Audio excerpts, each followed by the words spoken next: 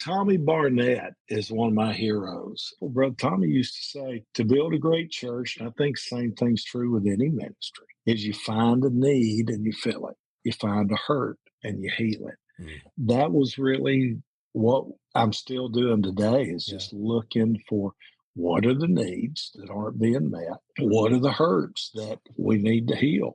And Jesus is so faithful. It doesn't matter if you're talking to 4-year-olds or 40 or 50, or the Word of God works. It was at Birmingham there at the cathedral when the Lord started dealing with me. He said, keep handing out fish sandwiches. Just don't forget to teach people to fish. And that's when we started training folks, as well as just doing services for kids. And the big switch in my ministry, I never wanted to be one of those guys that tell people what they used to do.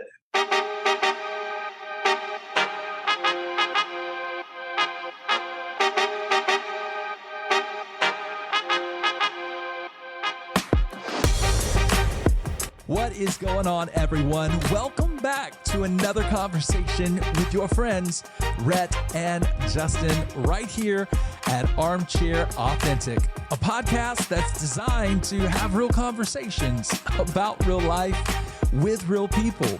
We're here trying to steward our stories and even our relationships in a way that serve you. And today, my friends, we have the honor and the privilege to sit down with the one and only Jim Wideman. Now, Jim is a true pioneer, innovator, creative in family ministry.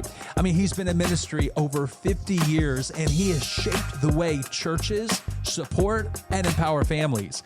Now, he's just not a pastor. He's an author. He's a ministry coach. But more than that, he's just simply a leader. He's mentored thousands, both personally and through many influential books, such as Connect with Your Kids, Children's Ministry Leadership, Kidmin Leadership, and his most recent work, Authentic Leadership That Lasts. I love the word authentic. Kind of goes with our podcast, doesn't it? Listen, his impact is decorated with numerous awards, and his partnership, I love this, with his wife, Julie, just continues to inspire leaders everywhere. Now, Justin and I, we're so beyond excited to have Jim join us today on our show, and here's why. It's because that in our formative years, Jim was our children's pastor. That's right. He profoundly impacted both Justin and I's life in so many ways. Number one, it was his love for God, and it was also, honestly, his creative approach to children's ministry. Now, we cannot wait to get into this conversation, but before we do, we always want to take a moment and say welcome to every single one of you who might be joining us as a friend for the first time today. Man, it means so much to have you along for the ride. Could we encourage you to take a moment, look us up on Facebook or on Instagram. You can find us there at Armchair Authentic. That's at Armchair Authentic. Or if you're over on X, we're there too. You can find us there at Armchair Auth Pod. That's Armchair Auth, AUTHPOD. All right, friends, now for the moment we've all been waiting for, our conversation with Jim Wideman. You guys ready? I know I am. Let's go. Well, Rhett, I would think that every podcast episode we record, I think we'd say they're very, very special and important, right? Absolutely, 100%. Okay. So understand when I say this today, this takes a whole new level of meaning for both of us because of our guest today.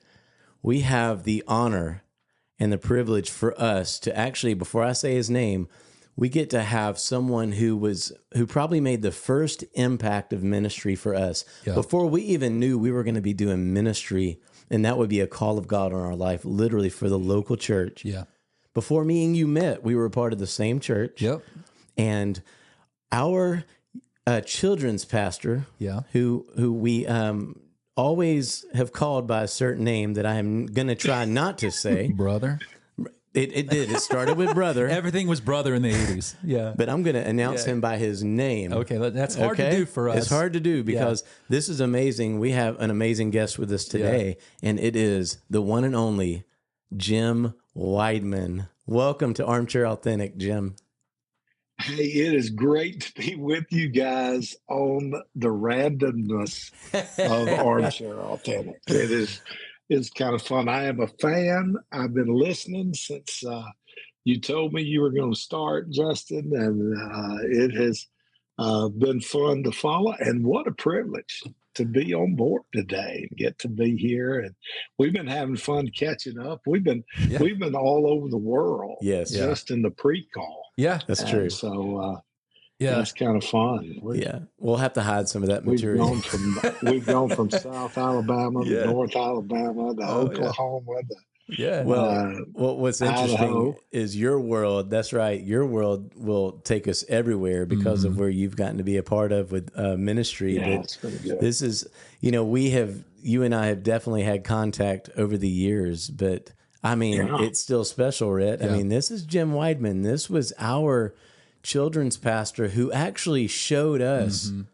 I mean, it was, if you talk about a cool children's ministry when we were growing up, there was none other like the children's ministry that he really created. Yeah, and I was sitting here thinking we did have a pre-call, and it was so funny. We were just talking and talking, and we could have kept talking for another hour. I was like, man, we're talking about so much good stuff. Like we should be recording right now. It's gold. So we had to just kind of like, hey, let's just hit the record button and jump into this. But I think it goes without saying, but I'm going to say it. Like my life, I wouldn't be serving Jesus today had it not been for Jim's faithfulness and his sacrifice and his obedience to preach the gospel to kids in a very life-giving and at the time very cutting-edge way. Yeah. This was the early 80s as far as having seeds planted in my life that would later in life at 16 produce fruit, right? Yeah. But the seeds of Christ's love, is just through your ministry and what you've done, not just in me, but in thousands and thousands of kids and who are now grown adults making a difference for Jesus in this world. I mean, like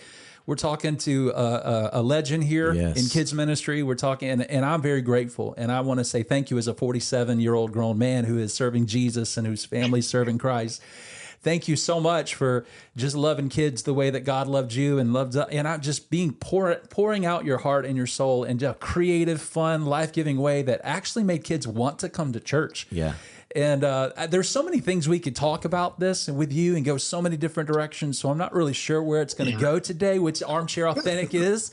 And that's what conversations of friends are like. But I do know, Rhett, it was a sad day. Yeah. As God shifts people in ministry, it was a sad day for the Bradshaw house and the Barden house when Brother Jim Wideman, Brother Jim moved on to his next step in ministry because we missed him greatly. You had that kind of impact on us. Yeah. If I could go back to, and I just want to go back to my moment and really what I remember the most about the ministry. And now again, I was like, I don't know, 7, 8 years old. So I'm really going back and it's a blur for me. But what I remember, it was Huffman Assembly at that day. I believe Pastor Dan Ronson's Valley, if I'm saying that correctly, was the pastor. Right. Oh yeah. You were the children's minister. And I remember that the children's church seemed to be down these stairs, and as a kid visiting for the first. We had two. Okay. We had two. All right. Okay.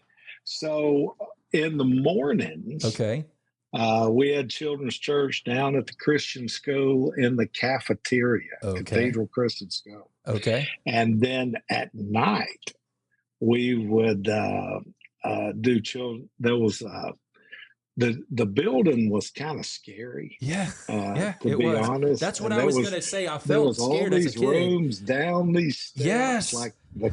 It was like going to the catacombs. That's what I felt like as a kid. And I was scared to death. And then you walk in and there's all bleachers and then this Sesame Street meets the Muppets. Yeah. And I will never forget when Satan the Muppet came out. Oh my gosh, Rhett. Freaked me out. The devil. Yeah. Like you're Lucifer. Bringing back the memories. And I will never forget I don't know if it's my first time there, but I was like, whatever, I don't want to go to hell and I don't want to deal with that guy right there. And if I'm giving my life to Jesus right now as a kid, I'm like, because I don't know, man, it scared the crap out of me. I can't believe you remember that, Rhett. So, oh my gosh. Those were the good old They days when were. you came to church Yeah. and scared the devil out of you. Well, let me bring it into context. Like because I was mentioning earlier, very life giving, and people are like, "How is that life giving?" It was so much fun. But I just remember I was like, that right there, that character. Whenever he would come up and tempt and do whatever, to try to get the other good guys away from doing good things, it was just like I don't want that. Freaks me out. I don't like that guy. So you could always appreciate a good Carmen song. Yes. Oh yes, you could. The champion. You got to appreciate a Carmen song and a little devil puppet. You have to. But if you think about the 80s. Later on, I was in Montgomery. And I ordered some little demon puppets for this little Carmen skit thing. And the pastor, he's just having a big time looking at ship, and he was looking for something to eat. Yeah. And he came out there and opened the box, and he said, "Here we are fighting devils up to our armpits." And Jim's ordering them in by the box load. That's funny. Well, I got in a lot of trouble. I will say there was one moment, I don't know if we were at church and there was choir practice going on and nothing was happening. I was wandering the building. I found my way downstairs. Nobody was there. And I peeked for the first time behind the curtain behind the stage, and when I saw that, and those puppets are hanging, they're hanging on pegs, and the devil one was right there. I don't think I've ever run so fast. Scared, man. I was like, the real, oh my God, the real. You don't realize how there's a thin line between effective ministry and creepiness. Yeah, it's true. There should have been a sign. Especially in children's ministry. Well, I say all that to have some fun, but also just to say, man, like if people are listening to this now, they're thinking, how relevant were Muppets, if you will? Man, that was the thing, man. You had you had the Sesame Street, you had the Muppets, you had the Muppet Show. Like, it was huge. Fraggle Rock, all this stuff was going on, man. Right, and it was like there wasn't social media, there wasn't anything happening with videos. It was like, man, I mean, like relevant to the culture. You lived to like, I can't wait to hear the story that's going to continue today at church with what's happening. And it was like, oh my gosh, it was amazing. And that was our church. It was, and man. That was the ministry Jim Wideman. We had fun, man. It was. Back in those days, just if you followed any kind of marketing, if anybody geared anything toward the family, whether it be a theme park or restaurant, everything had full body costumes. And I got to be, one of the first that started bringing all those full body costumes to church. Yeah. We had a bunch of them. And just kind of, the things if one or two are fine, then 40 are wonderful. And so yes, we just kind of went nuts, and it was just everything from Tuscaloosa, the elephant ballerina when it was your birthday. We ended up the all gorilla band, just having a big time, and so it was a lot of fun, but it was the 80s. I mean, everything was new. Well, it was the 80s too. And you also, it's, you're an artist. I mean, you love music, you love entertainment. So you naturally have this sense of wanting to be relevant with what was going on with the culture. And, you definitely did that. But even as ministry began to, the word, I'll use that lightly, but take off for you. I mean, we're kids, so it's like you exited the building to go step into something else, and it's like we continue life. But the life of Jim Widman continues as you're growing your family. Tell us a little bit about that journey. What happens after you step out of Birmingham? Yeah, so I actually started ministering to kids in the 70s. And I grew up in Birmingham, played around town, every place from the Lowenbrow and Homewood to the Shakey's sing-along circuit on down in Midfield, Shakey's Pizza. And then I kind of grew up in the elementary school and early years of high school, being on Country Boy Eddie. Oh, wow. Anybody in Birmingham. I was playing with a band that were a bunch of 40-year-olds. Me and another 10-year-old who was actually the leader of the band, and we were playing the Elks VFW American Legion circuit, and just having a big time with one leg between making money in country music and trying to be hippies when we grow up. And I was a part of that revival that hit Birmingham during the movie Woodlawn, and in the 70s. Asked Jesus in my heart, got radically saved, and next thing I knew, I was asking Jesus if he had a plan for my life, and went to Bible college, graduated from high school there in Birmingham in 74, went to Bible college. So while I was in college, if you got saved during the 70s, the first thing they ask you is they want to know your testimony, want to know if you ever took drugs. Yeah. And if you ever took drugs, they just put you in the youth group and told you, don't pass go, don't collect $200. You took drugs, you're going to work with teenagers. Yeah, let's go. And, that's awesome. they just, so I was leading worship with teenagers, and one day the lady quit that was doing children's church at the church I was attending in Mississippi, and my pastor said, put your hair in a ponytail, grab your guitar, get your Bible, and go to children's church. Wow. And don't come out. And it's been 50 years. That's amazing.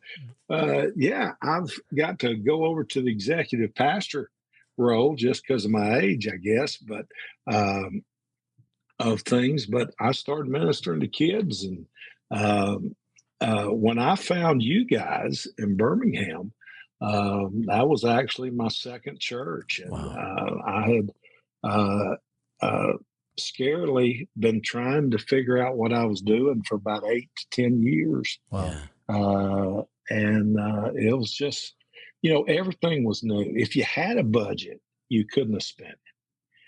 There was nothing. There was no curriculum to buy. There was anything. And so there was nothing. And so you just watched TV and looked at, I'd watch when cable finally came around and you could get Bozo Circus on the Chicago channel, WSM. We started stealing game ideas and trying to make them bigger and better, and do that on Sunday, plus just making Bible stories come alive. And puppets were big, and a lot of people don't realize that children's ministry was kind of like the last thing in churches to be hired. If hard times came, the children's pastor was usually the first to go, and he was the last hired. And music, and youth came before kids. But so y'all did something else on the side, and I started hanging out with different magicians and stuff in Birmingham. Wow. Cousin Cliff Holman, and that did the Popeye show, and Chris Frings, who had pretty much had the a birthday party business in Birmingham. And there's another guy named Arch Duncan. They're all in heaven now.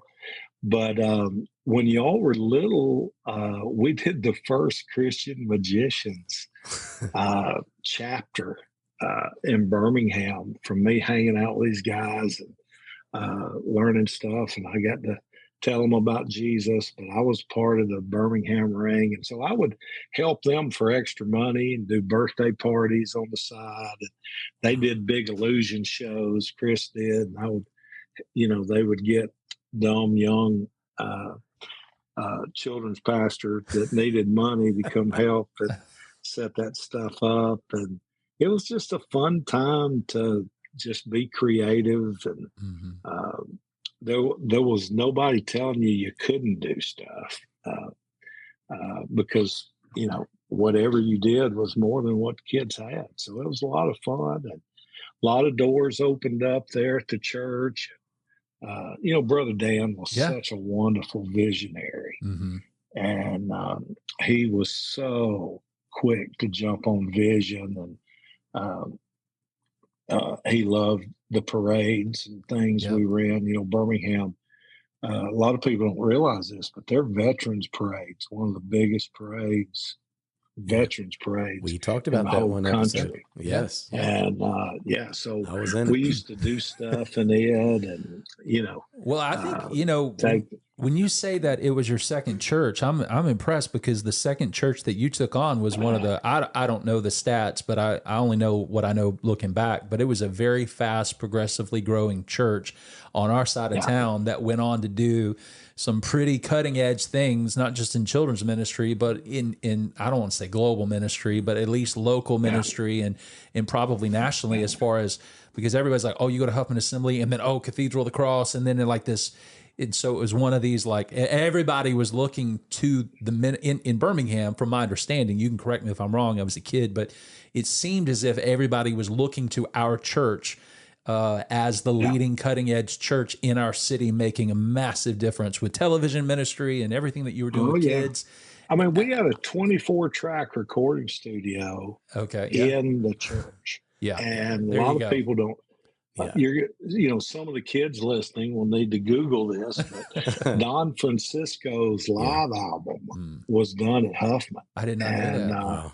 Oh, yeah. And so that whole He's Alive thing, man, is right there. I did not know that. You were blowing my mind. Wow. I did not know that. Yeah. So that was all done. That's there. Cool. So there was a B room as well as the A room. Well, when I got saved,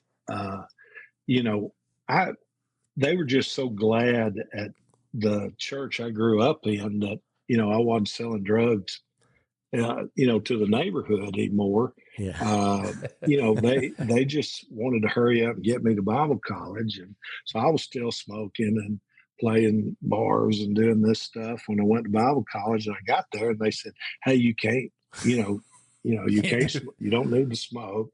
You don't need to play in clubs anymore. And so I started playing as a jingle cat and writing jingles and different stuff. So, had a little bit of studio background. So I get to Huffman and here's this 24-track recording studio. Yeah. And they're saying, basically you can do anything you want with this equipment. And so, we had this thing where if you had to raise your own budget. A lot of people don't realize this. But so I said, well, can I use the studio? And they said, well, yeah. And so I got so many hours of studio time. And so we came up with praise and worship for kids on cassette for other churches, and all of our full body costumes had their own theme songs and all these things we recorded at the recording studio. And, then I started selling, we made these, if y'all remember Showbiz Pizza, from the church. We were there one day and I was eating with Yancey, my oldest daughter, who was a preschooler at the time, and I was there with Randy Harper. I don't know if you I remember Randy. Randy now plays in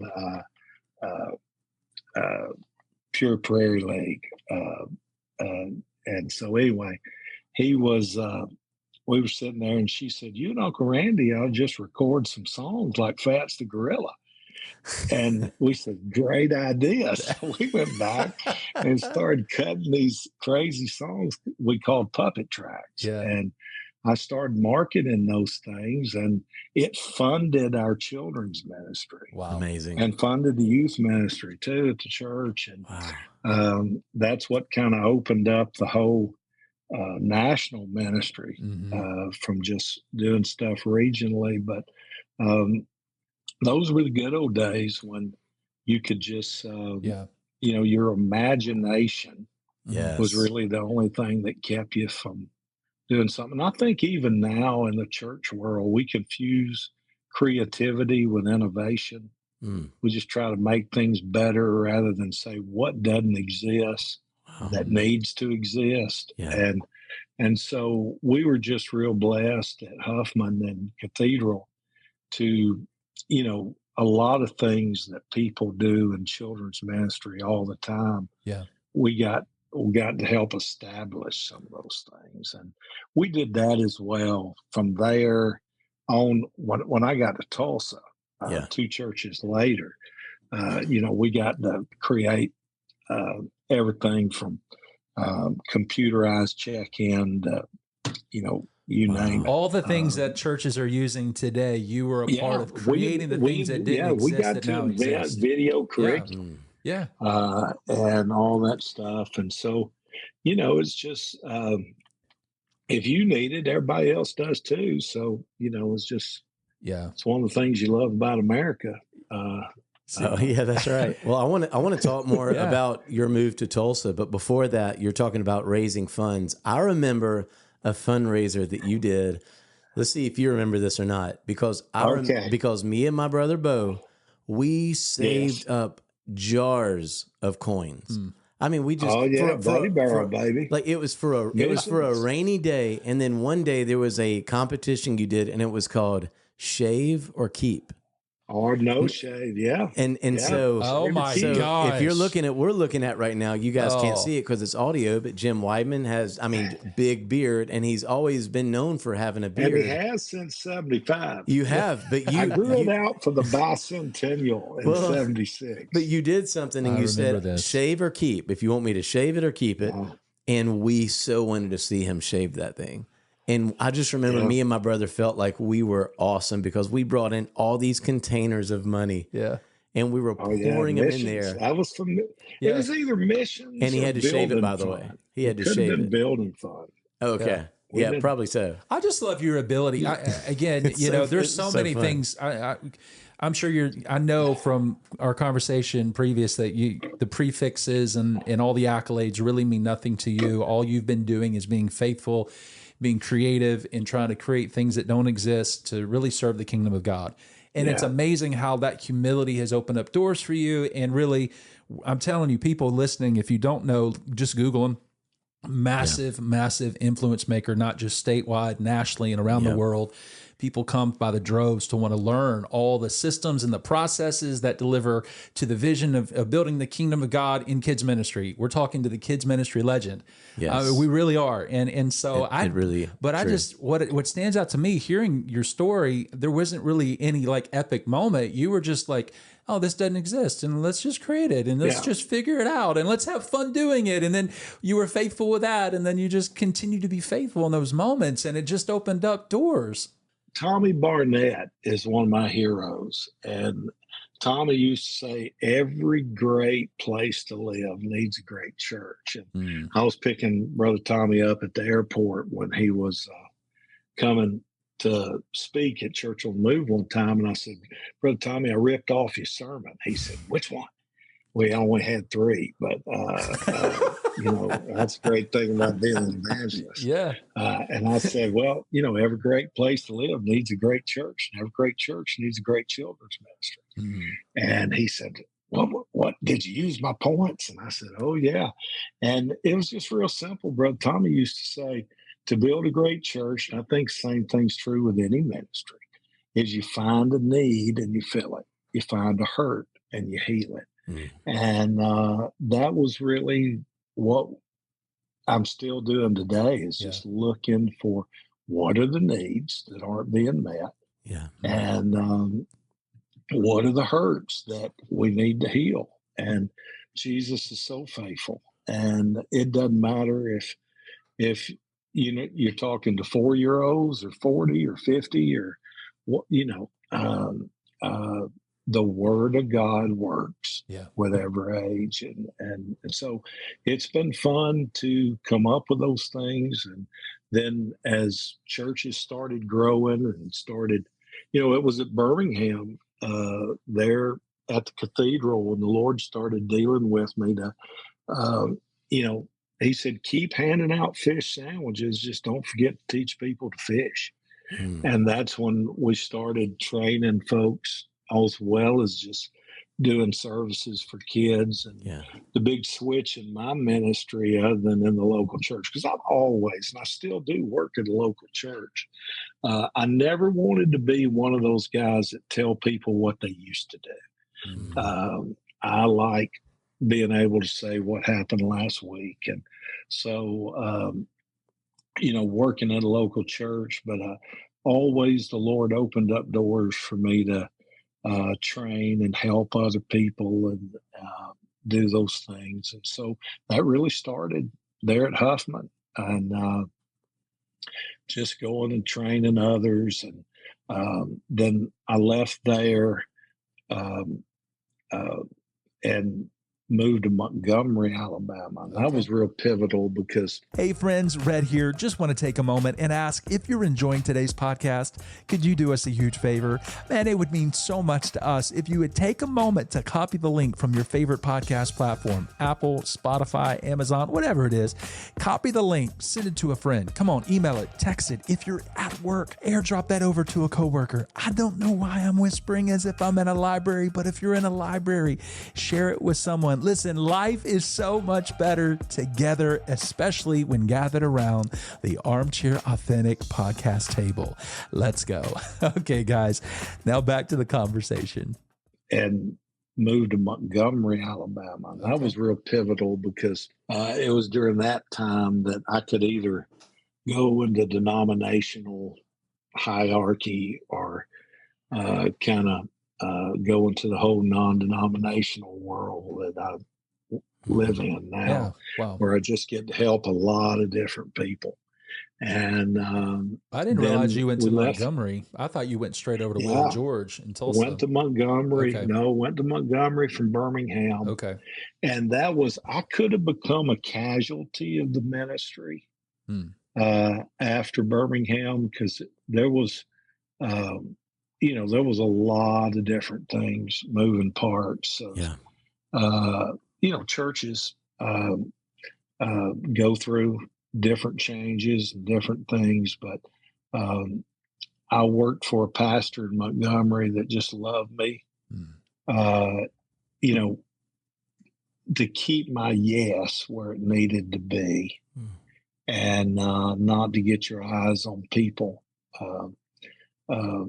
But to keep it on Jesus. And so during that time, it was a real time of healing, as well as we had some great ministry there in Montgomery. And I was able to hook up with a dear friend that ended up working out at Willie George Ministries, Church on the Move, with me, that was from Dothan. And we did a TV show together. They're called Fort Rock, where it advertised his church in Dothan when it aired there, and then the advertised hours in Montgomery. And so we started doing more for kids, and then I ended up on staff at Willie George Ministries, Church on the Move, in 90. Okay. And stayed there to 2007. And I kept running into Justin. That's what's funny. That's true. Is from 90 to 2007. Yeah, that's crazy. The Lord wouldn't let him out of my life. Well, when you were at Willie George Ministries, again, this was, I wasn't serving the Lord in this season of my life, but the woman that I been married to 19 years, man, I love her to death. She grew up on Gospel Bill. And when I told her, I said, tomorrow we're having a conversation with Jim Wideman. Oh, yeah, tell Lucky, the barber, I said, hey. I was like, who, what? She's like, Lefty. Lefty, that was it's it. Not she Lucky. Said, not Lucky. Lefty. I was like, Lefty, Lucky. Oh, okay, maybe I heard her wrong. No, Lucky was like, a three-legged, one-eyed dog. Maybe that was it. Anyway, she was like, you're talking to like a childhood person I looked up to. And like, I was like, and I was like, wow, okay, I'm talking to a movie star right now to my wife. She's like, I'm unbelievable. Yeah, because that was a lot of people look to that ministry. Well, kids innovation. The way that it was growing, me and you've talked a bit about this on the phone before, but taken back to our childhood, after you were gone, there wasn't socials to keep up with everybody. So you just lose touch. Yeah. We randomly ran into you when you were at Montgomery and we're going to the beach. I remember seeing you, we're driving right down the road together and we wave. And I still remember that memory. Wild. But then it's like, that's the only children's church kid out of thousands that I just randomly have seen on the highway. Yeah, that's so cool. I'm glad to be that one. It was one of those things that it was a God moment. Yeah. That's what's crazy that I remember is you look over and you see, and I know Bo was there. Yeah. But it was always you and your dad at key places.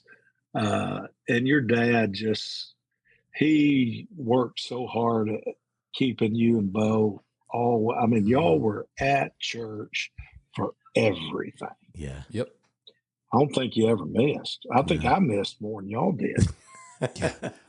Probably so, man. Like he was a single dad trying to figure this thing out. When I met him at 8 years old, he started dragging me to church more consistently, and then we were like, "How can we talk your dad out of not getting us to church on Sunday?" Yeah, we'd be like, "Let's go on a ride, Dad." We'd try to pass Cathedral. Yeah, But it was special because there was a night where I was at Parkway Christian Fellowship back in '93 to 2000. And we were going to go do a trip in Oklahoma. And so we had the flyer to this conference because our youth pastor wanted to study some things with Willie George's youth ministry called 180. But on the flyer, I'm seeing all the people in the different areas, but they also had like a kids conference going on. And there's a picture of Jim Wideman. And that was the first time I had seen you. And it's like, there's where he's at, because I kept hearing about this flourishing children's ministry with I won't even say numbers, but it's just a crazy number of children who would attend. Like it was so many, and it was 5 times bigger than our church. I couldn't comprehend. And to see you on that, it brought us back into each other's life. And then you came to Parkway one day with your daughter, because her and I led worship together one night. Yeah. And there you are in the hallway. Or something. Yeah. And I was just along for the ride to see my mom. I was always looking for reasons to get back to Birmingham. And, there you were. And I just kept running into you. And, it's been fun. Well, there's so many leadership things that I would love to dive into. I don't know how far and willing you're able to talk, and I know you want to be honoring in what you say and what you do, but I think it would be very beneficial to those, as long as you've been in ministry. I know you kind of mentioned there was a season where you were wanting to keep your focus, and it was healing, not on man, but on God. You've had transitions in your life. I don't know, I don't know the stories. I don't know. So I'm literally coming to you and talking to you as if we're sitting down for the first time. But what are some things, what are some hard things? What are some challenges that you've had to go through, that you've had to overcome in order to sustain ministry and life and family and continue in your faith and your walk with Jesus? Senior pastors, I think sometimes when people start looking at the ministry, they just throw senior pastors and associates kind of in the same thing. But there are decisions and things as an associate pastor or someone who is leading an age group or something that you're not privileged to those situations. You had no voice. You had an opinion, but nobody wanted it. And it's one of those things you just said yes, and you have to learn to go with the flow. Sometimes there's disappointments that you would have. I have been a lifetime associate. I've never been a senior pastor. I've led at some really big churches, and like Justin said, I've had the privilege of pastoring thousands of kids, but I've never been a senior pastor. So sometimes you have to deal with decisions that were not your own, and you have to come up with the situation. Am I going to keep my yes to the Lord, or am I going to let situations that I had no control over, or things, churches hit financial problems. Churches have to make some tough decisions at times. They're, um, every season in my life, in my 20s, 30s, 40s, 50s, 60s, and now getting ready for the ministry in the 70s. As a minister, there's different decisions. It's just like now, I can't physically keep up with the 20 and 30-year-olds that I oversee, but I can get in the weeds in our thoughts, and I can help them think bigger, and then let them pull off some of the sweat equity that I did when I was younger. And every season there's different things. And the key is to keep your yes.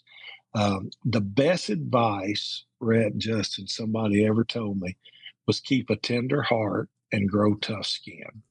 And that really pretty much sums up the ministry, is keep that yes on the table, and keep saying yes. But every season, I've had the privilege of working for 7 different pastors in 50 years. And everyone has put something in me that needed to be there. That's really good. And it is, there were some things that I'm glad didn't rub off, but there were some things that needed to be deposited. That's really good. And wow. I hope that the people that have worked for me down for the years can say that, I'm a better daddy, I'm a better husband, I'm a better minister because of Jim Widman's influence in my life. And, that's been true of the pastors that have put into me. And, the fact that, we've talked about some of the struggles that churches y'all known have gone through. And the very fact that you didn't know any of that, that's just, the goodness of the Lord. And you just keep loving people.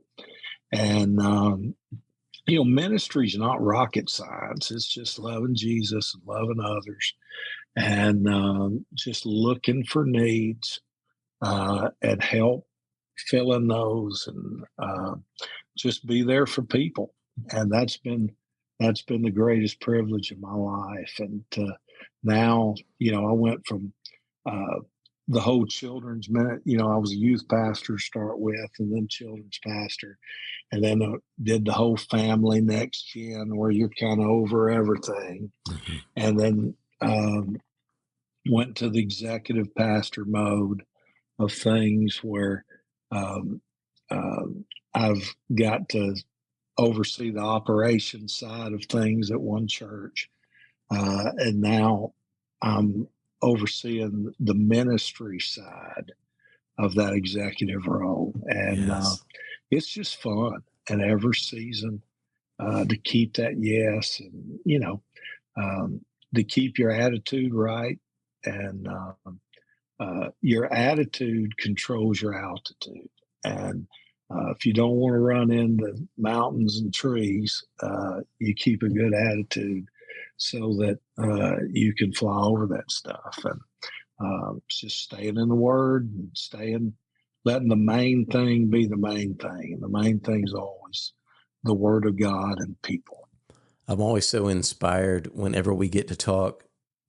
And as I've said it, I've studied from afar just to kind of watch your journey now that we have the beauty of internet, and the great things that you did with Church on the Move. And you said you 90 to 2007.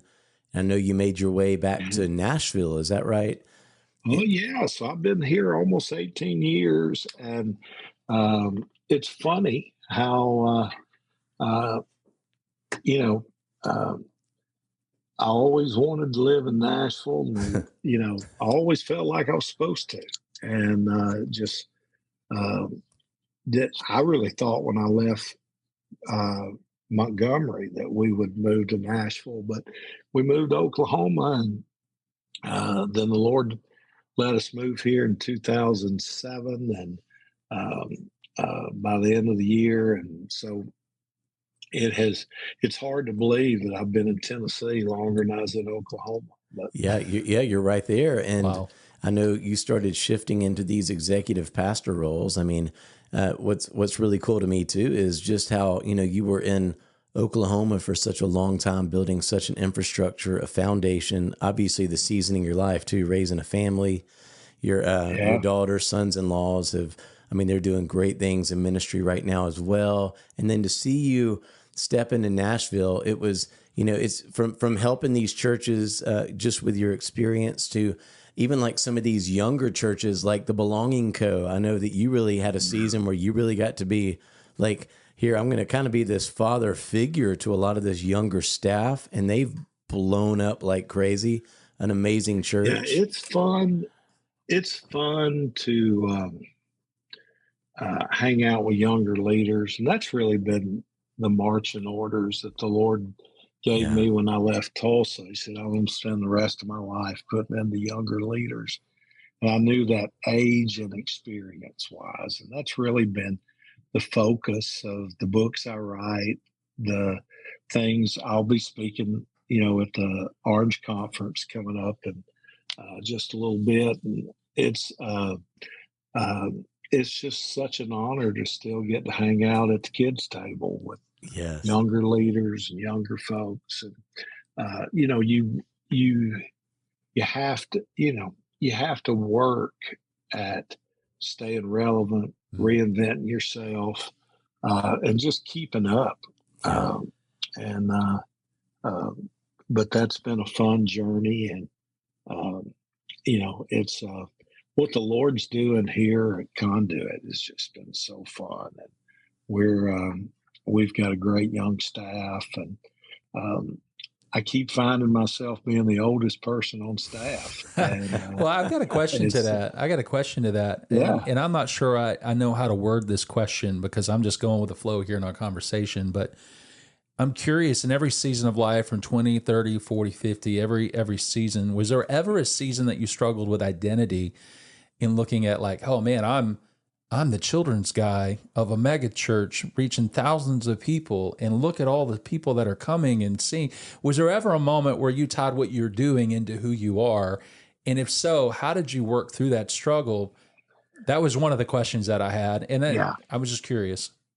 I think everybody, it doesn't matter what you do, you're tempted to believe your own press kit. And I had one, I don't even know if you guys remember Brother McManus that worked at Huffman, but he was an old Cajun guy, and he was over the pastoral care, and he was just funny. He was from South Louisiana, and he used to tell me all the time, I'd be going to a conference or something, and he said, you don't need to go to another seminar. He said, you just need to love people. And Brother Mac would say, we're all just a pair of overalls that the Holy Spirit wants to put on. Oh, wow. And he had a way of just helping you not believe your own press kit. But I think some of those years when, we were training,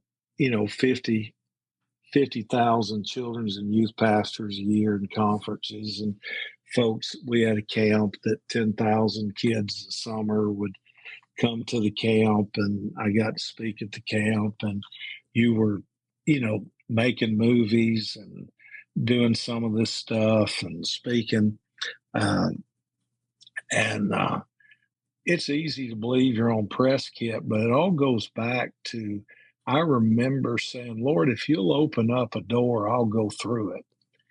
And he's kept his end of the bargain for all these years. And I keep praying every day, Lord, give me the strength to keep going through the doors you open up. And if you'll open up doors, I promise I'll go through them. And that's kind of been my prayer for the last 50 years is if anything I struggle with the fear of those doors stop opening. Yeah. Because I just want to keep blessing and helping, and if the Lord has something for me to do, I want to do it. And that's been, the great thing through.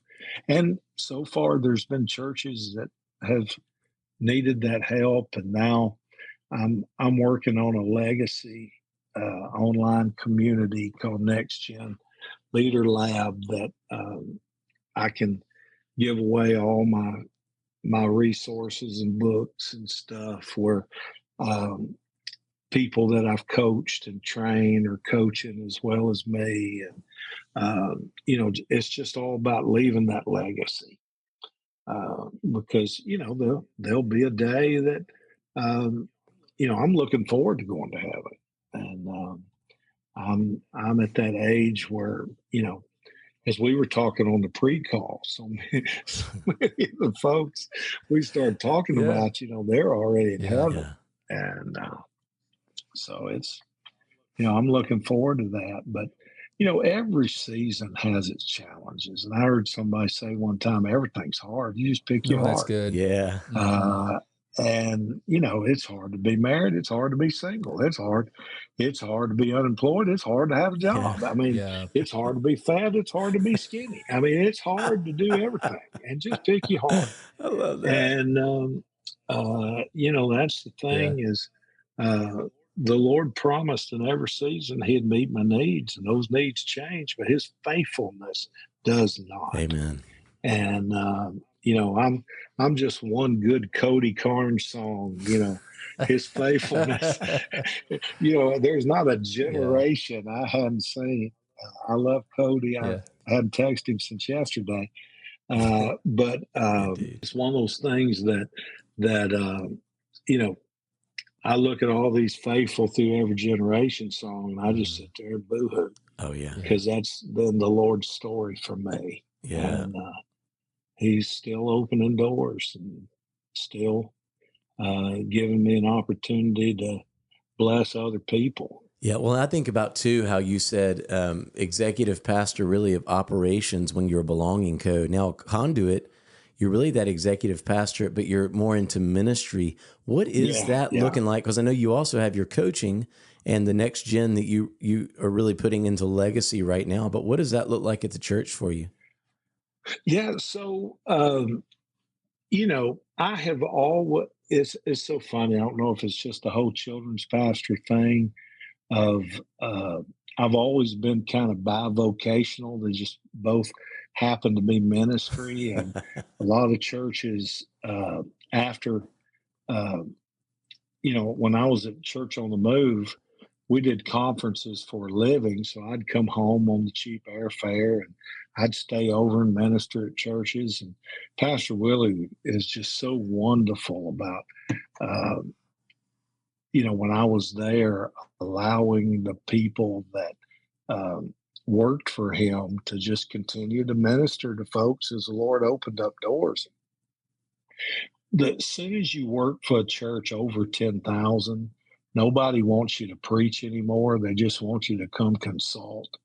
And it's kind of funny how, you want to preach because you're a preacher, but, they want you to be a secret shopper or just come and look at their organizational setups or their parking lot and organize stuff for them. And so,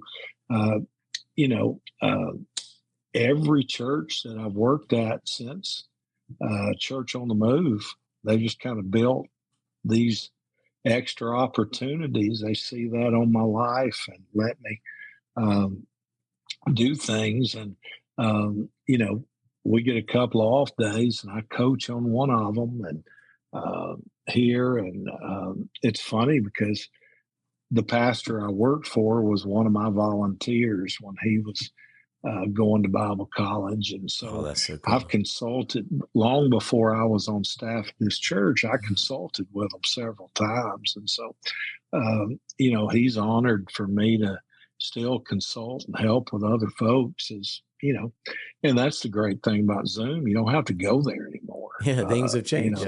Yeah. Oh my Lord! Especially 5 years ago this month. Yeah. Yeah, what would Oh, Paul come be on. able to? I mean, he Yeah. wrote most of the New Testament without a pen, Yeah. and here we are with computers and Everything. Zoom and a cloud and all this stuff. Don't you think Paul's going to give us a hard Oh time yeah. in It's like, heaven? yeah, He's going to be like, that's Is really there's this no good. all y'all excuse. did? Yeah. Yeah. Is That's this really all good. y'all did? I mean, You had Exactly. all these tools, and this is all this you is how you did. I used wrote it. 3/4 of the Bible without a pen, and Yeah. you know, Imprisoned. Yeah. It's yeah, in interesting. prison, yeah, every season, and Yeah. it's kind of crazy. The crazy thing now about ministering to kids and young people today is we're preparing young people for jobs that hadn't been invented yet. So, like what your kids will do for a living, that hadn't been invented yet. Mm. And, what their kids will do for a living, nobody's even thought of that. And so, that how do you prepare them? And that's just teaching the Word of God at a level where they can relate to it now and apply it to their life, as well as just dream in the Lord. That's really good. Jim, I mean, the perspective you have on life and in ministry, how many years have you faithfully served in ministry? If you know, how many years is that?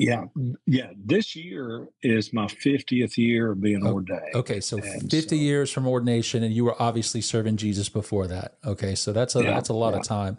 You've seen a lot of things come and go. You've experienced the, 20s, the 30s, so when I say 20s and 30s, not talking about 1920, I'm not talking that. I'm talking like living through your 20s, living through your 30s, your 40s, your 50s, and now, approaching your 70s. You're very young, in my opinion. What I tell people, what's funny is I was 20 in the 70s, and now I'm going to be 70 in the 20s. That's good. So with that mindset, we have a lot of young leaders, and we have young leaders who listen. I'm approaching my 50s.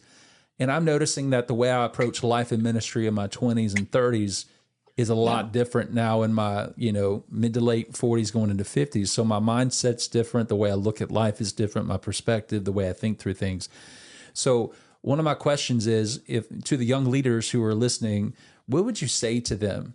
And maybe you go back and you look at through the perspective of what you would say to your younger self. And I know you said keep a tender heart and tough skin, but if you were to really dive in a little deeper, how would you minister to a young leader, and what would you say to them, knowing the perspective you have of life being long, but life being short at the same time? But what would you say to somebody in their, that 20 to 30s, and then the midlife approaching the season that you're now in? Yeah. Well, really the same thing, and that is your first ministry is to your family. God created the home before He created the church, and my greatest sermon is my family. And that spending, the crazy thing, I'm considered one of the fathers of family ministry. And people talk about youth and children and all this stuff, but nobody talks about marriage as part of family ministry. Yeah. You can't have you can't be in family ministry if you don't have a great marriage. Yeah. And just working on your marriage. And, when your kids were little, the first thing that flew out the door because you didn't have the money for it was date night, and that working on your relationship. And the main thing I would say is always have a date night, even if the date is to Walmart. That's so good. And if all you can do is go to Lowe's and look, go. And, the important thing, you don't have to have a full meal. Y'all just eat a pretzel and have a big time. And that's so good. It's one of those things that you work on your marriage, you work on your kids. And I'm so what I would tell most young ministry leaders is watch how many nights you book. The church can't have more than 3 at the most. And you're the one that's going to have to guard those nights. And, I hear y'all's stories about staying out all night at the coffee shops, and I did the same thing with my leaders Yeah. and hung out with them. That was one night. Right. That was not That's every right. single night. That's right. And, it's one of those things that you have to watch your nights. And, that's an important thing. But your home is, what happens at home can undo what happens at church. And now that my daughter Yancey does a podcast for PKs, and what is that called, by the way? Go ahead and give her a shout out. It's called Stained Glass Kids, and it has just been amazing to hear these stories. But the sad thing is, ministers who are one way in the pulpit, another way at the house. Yeah. And the greatest thing you can do for people, and especially your own family, is just be the real deal everywhere you are. Yeah. And, that's been the story that, when PKs live in a bubble, it's hard enough, and you guys know, for some PKs, they're with the same group of people on the weekend as well as in Christian school. And, you're around these same people 7 days a week and all this stuff. And they don't have a choice in it either. I used to tell my girls, if you live in a glass house, you learn to dress in the basement. And, it's just realize everywhere you go, somebody's watching. There's somebody from the mega church that knows you. Yeah. Everywhere you go. I mean, I hadn't lived in Birmingham in years, and I still behave every time I go. Oh man! But it's one of those things that that's the most important thing is guard your family and guard.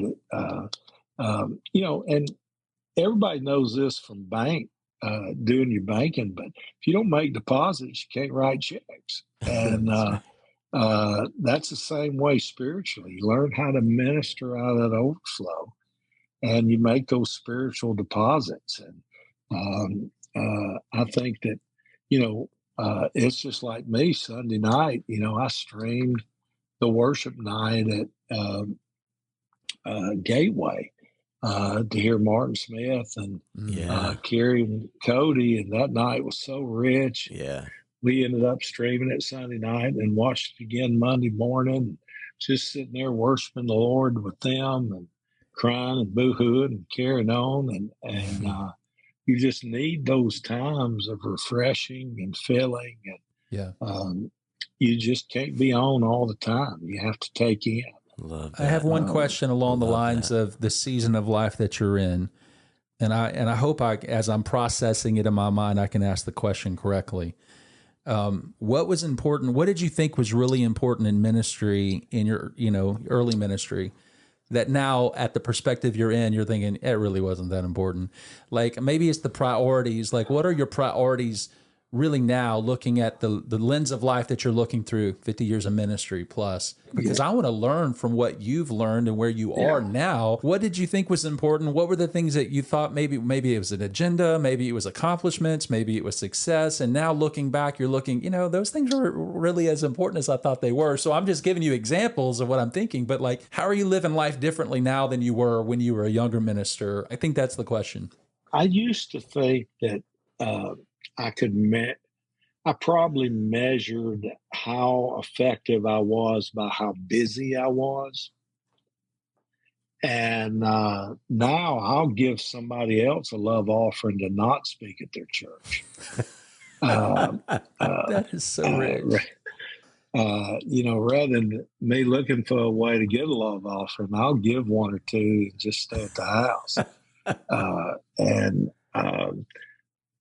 I'd rather, I would rather be, I'm going to help a couple that want to write a book this weekend. And the first thing I did was check to see which grandson had a hockey game. Oh, that's awesome. And before, I committed to my church calendar. And I think maybe when I was younger, I went ahead and booked the church calendar and then looked at my family calendar. It's, my phone has a bedtime now where it just because we have a cell phone don't mean it has to work 24 hours a day. And it's not that you're not willing to be on call 24 hours a day. It's just no reason to. And it's one of those things that as I look back on ministry, I think sometimes you can look at accomplishments or look at your schedule and wear that as a badge of honor when, yesterday my oldest grandson turned 14 and he wanted to go to Raising Cane's. So there was nothing on my agenda that was more important than getting that boy some chicken fingers. I love it. So that's that's one of those things that because I put in the time with their mothers, those three grandsons of mine, know that G has time for them. You can win every kid in America. And if you don't have a relationship with the ones in your house, I think you have your priorities out of whack. Yeah, so good. And speaking of Raising Cane's, my 15-year-old has never tried it, and he wants to so bad. We don't have one in Birmingham. Evidently, it must be a great place your 14-year-old wanted to go to. Yeah, it's good. Now, these days, I'm definitely ordering off the secret menu. Have Raising Cane's? They have a secret menu? Oh, yeah. Oh, hold on. You got to hook. Why don't you tell a secret to our podcast audience? Yeah, so basically, all it is they still fry the chicken. They just don't dip it in batter. So it cuts about half the calories, but it still makes my cardiologist happy. Well, hey, that's a great secret. I don't know if I want to order off that menu. You say no to the French fries, no to the bread. Yeah. And you just get all coleslaw, and then don't do the cane sauce, and just do the hot sauce. Okay. Get you about 12 hot sauces because there's 0 calories. Hey. So we've shifted now to like family advice. Now he's giving us some good food tips. Along that, if Jim Widman tells us, if we're in Nashville, y'all live in Birmingham, the greatest food city in the world. It is great. It is great. Yeah. It surprises people how great. And y'all don't have a downtown 3rd Avenue anymore with all those little Greek hot dog stands. Gus's hot dogs is the gone. Birmingham I went to. Yeah, the Birmingham I grew up in. Yeah. With all the Goulas family and all the different Greek Costas, Goulas. Oh yeah. All the Nicky's West. Come on now. Let's go. We frequented those places. Yeah, my wife can't stand Nicky's West, and it's not because of the food. It's because she doesn't like being yelled at going down the line, because they're like, if you don't know what you want, the minute you walk up to them, what do you want? They're asking the next person, what do you want? If you don't answer, what do you want? What do you want? 5, 10, 20 people down the line. Yeah, it's like no. You know how many pictures of the sign at Nicky's West is in my Twitter account? No rollers in your hair. Oh my God. No tank tops. Yeah, it's great. You must wear shoes. All right. I mean, buddy, if we're in Nashville and we're going out to eat, and you're picking the restaurant, where is your place? And it can't be Raising Cane's. I mean, it's got to. No. Where are we going, Jim? We'd probably go to Hattie B's and get you some hot chicken. Let's go. I love Hattie B's. Hey, okay, so Birmingham, we got one now. I know you do. So the closest dreamland to me is in Huntsville.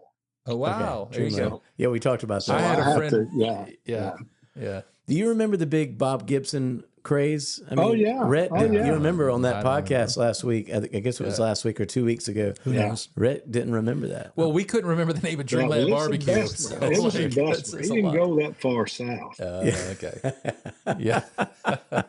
That's true. Yeah, that was so good. You know, Birmingham, man. I still think Birmingham barbecue is better than Memphis. And Agreed. Hey, there's nothing like that white sauce, baby. Let's go. Rodney Scott's. Have you had Rodney Scott's? Are they in Nashville? yeah, I've had it. It's That's Carolina based, isn't it? It's okay. It's Carolina. Yeah. He ain't Birmingham. No. Where would He you might go in live there Where would now. you go in Birmingham for barbecue? You're coming down. Where are we taking I'm you? gonna go to Dreamland. Okay. Come on. Got it. Okay, There see, you go. they got a vote. When I used to sell program at Alabama games in Tuscaloosa. Oh man. And That's right. Big Daddy Williams lived in the house, and there was just picnic tables in his front yard. Yeah.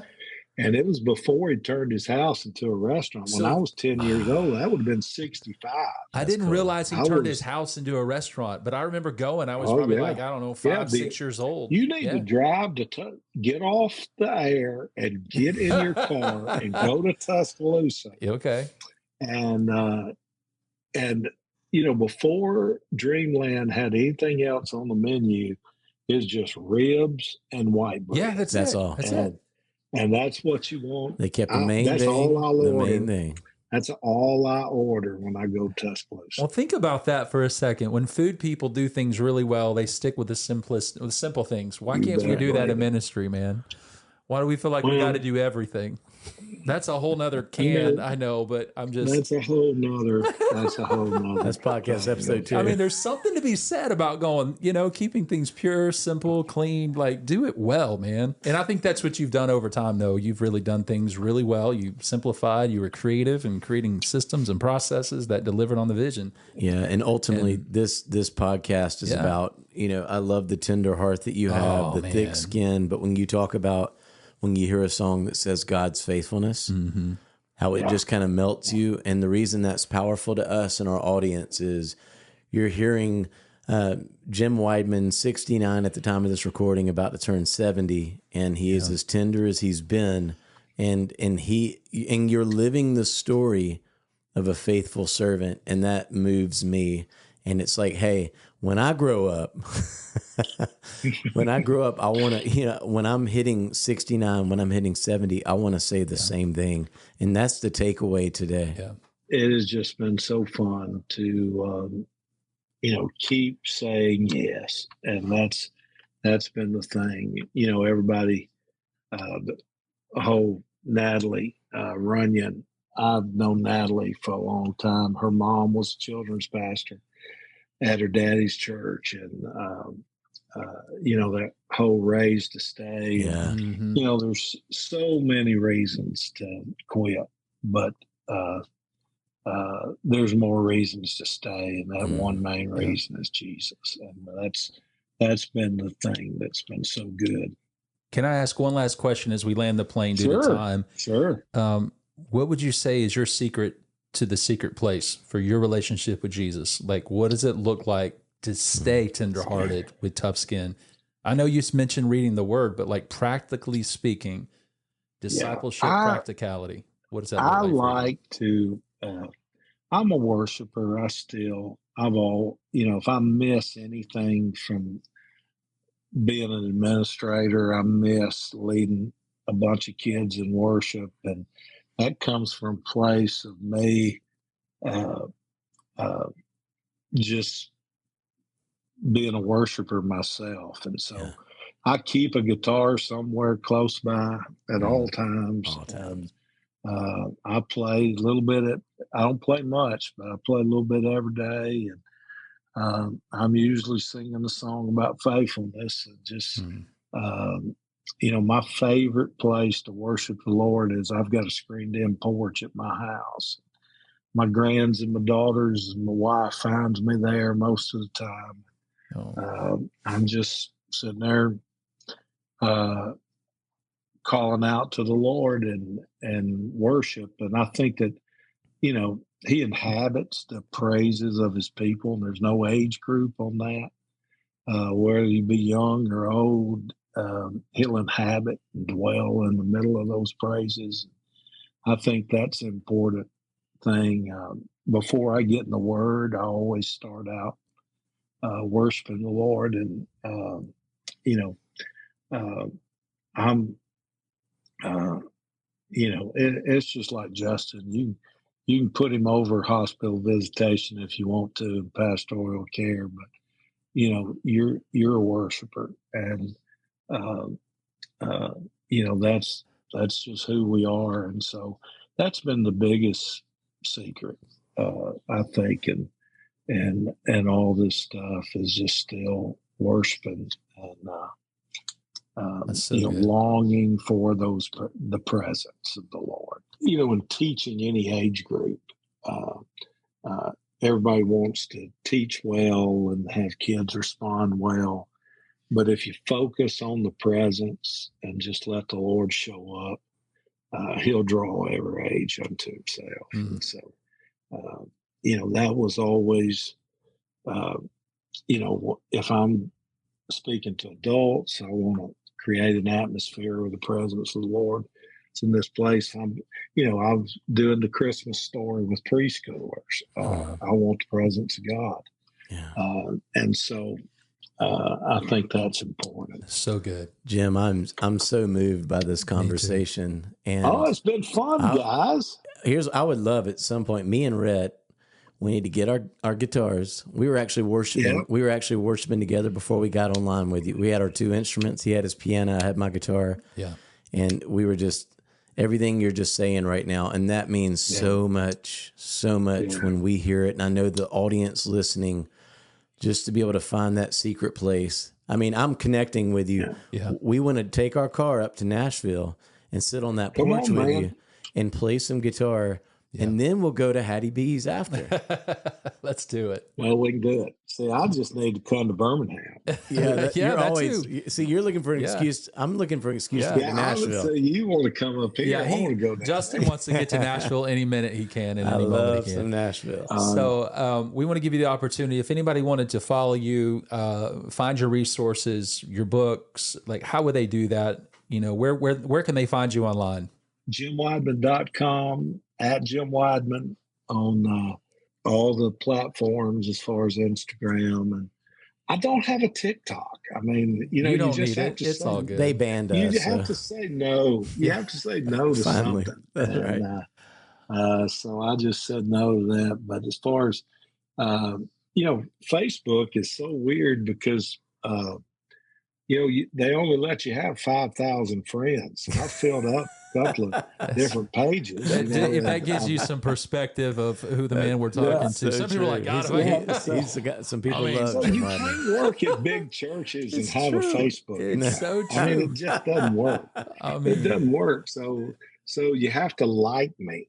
Yeah, that's right. Oh, okay. Yeah. I had to save my Your business regular profile, Facebook account for the people I actually know. Jim, you also you talked about it a little while ago, but even as we land the plane here to let people know specifically, we got the handles to find you online, but you have different times throughout the season where you open up certain coaching seasons before, you have to shut it down after it fills up. But how can people learn when the next entry point to that is? JimWidman.com under coaching is pretty the main landing place. And, like I said, I do individual coaching, I do group coaching, and then now I have the online community that's affordable for any leader at Next Gen Leader Lab and .com. And that's been a lot of fun to have a place to hang out online if people are looking for you. There it is. Well, you guys, you got to hear this, and I know if you're like me, you want more of it. So those are the handles. Check out JimWidman.com and go see what might be an offering you could jump in and make yourself even better and create a tender yet thick-skinned heart as you begin to progress in your journey with Christ. So, Jim Widman, we love you so much. Love you, buddy. Thank y'all so much. It's been so good to sit down with you. Can't wait for Hattie B's. We'll order it to go. We'll sit on your back porch and we'll make some music. on the next episode of Armchair Authentic. So Linda's like, in an effort, because she's a great leader, she's like, let's rally the troops. 5, 6, 7, 8, happy birthday. We all start saying 2. And I start laughing. What blows me away is you counted 5, 6, 7, 8, and then we start singing 1, 2, 3. Like it should have been like 5, 6, 7, happy birthday to you. 5, 6, 7, 8. This birthday's been brought to you by Zatarans. But they got like their hat on. They got like their striped outfit. You got Harry Connick Jr. One more again. Happy birthday. Happy birthday. Happy birthday to you know? Oh, and they run out of the kitchen. Yeah. We're really looking forward to that conversation. If you're enjoying these episodes of Armchair Authentic, would you do something for us? Would you rate and review our podcast? It would mean so much to us. Thank you. Well, friends, we're looking forward to our next episode next Monday on Armchair Authentic.